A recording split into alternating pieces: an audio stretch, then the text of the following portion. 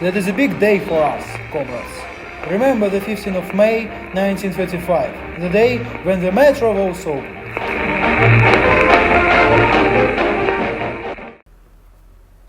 Alena was sitting in the kitchen, sipping slowly her coffee. She was looking at the street full of loud people and the same screaming banners with questioning eyes. Metro? Metro. She heard this strange word for the first time, and no one wanted to explain her what's going on. Fine. She thought.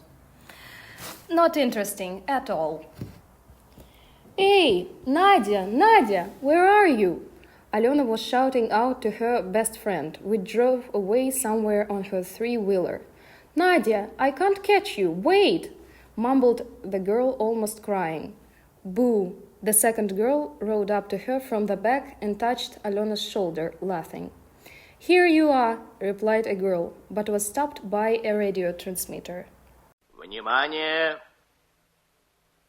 Говорит Москва. Передаем важное правительственное сообщение.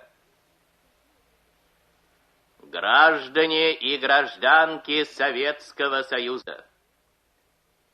Сегодня в 4 часа утра, без всякого объявления войны, германские вооруженные силы атаковали границы Советского Союза.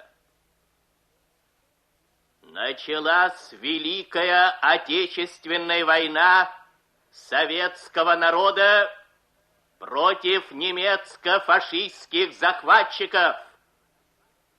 Наше дело правое, враг будет разбит, победа будет за нами. Alena looked at Nadia and asked, What is war? I know, Nadia said proudly. My brother said there are lots of soldiers. Huffing and puffing, a mother came rushing up to Alena, grabbed her and walked off, ignoring the girl's hopeless attempts to escape and grill Nadia about a war. They didn't see each other for the next few weeks. Throughout that time she heard a lot of new words. Army, dry ration, factory. However, what brought them together was such not interesting, such eerily familiar metro. Alena went down the stairs by her mom, and a big red letter M shone above her head. Alena was goggling her eyes frantically. She was scared. She understood nothing.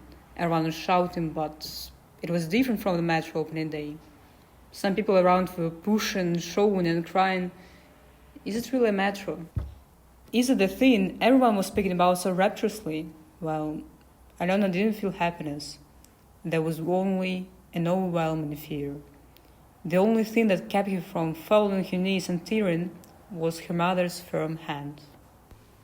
They spent that night in the carriage with Nadia and her mom. Fathers were sleeping somewhere in the tunnels.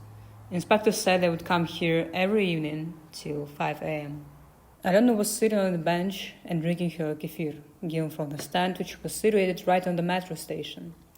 The life in metro was far from terrestrial. It was dull, dark and gloomy, and a bit nervous, with all these thoughts from the above.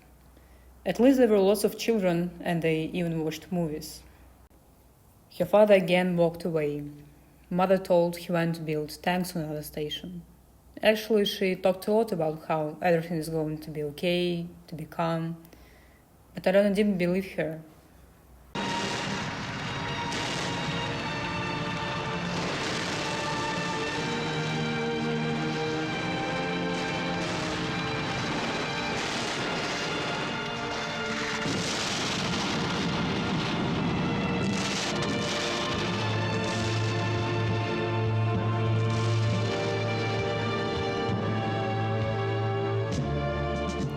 Yes, she heard it.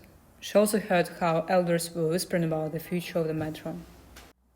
On the 16th of October, Alena's father, as usual, went to his job, but soon returned to the big surprise of his wife and daughter. The metro is closed. The head of the People's Commissariat of Railways issued the destruction of the metro. Stations and tunnels have been mined and prepared for flooding. For now, nothing is clear.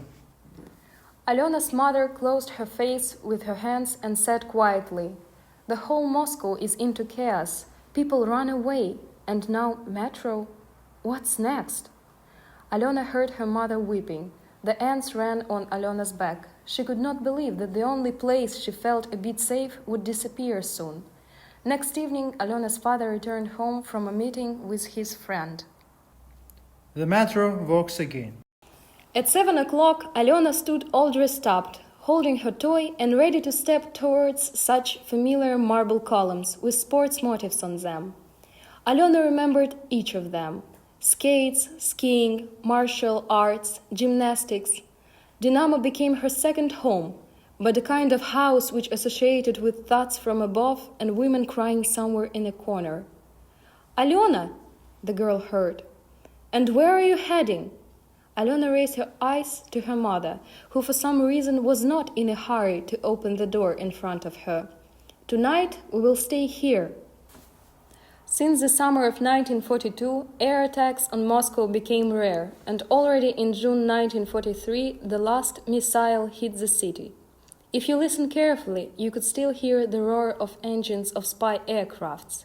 Sometimes at night, Alena went up to the window, looking into the darkness of the energized city, and wondered, will she hear the thought again? She would like to believe that she will not. However, now she knew where to go.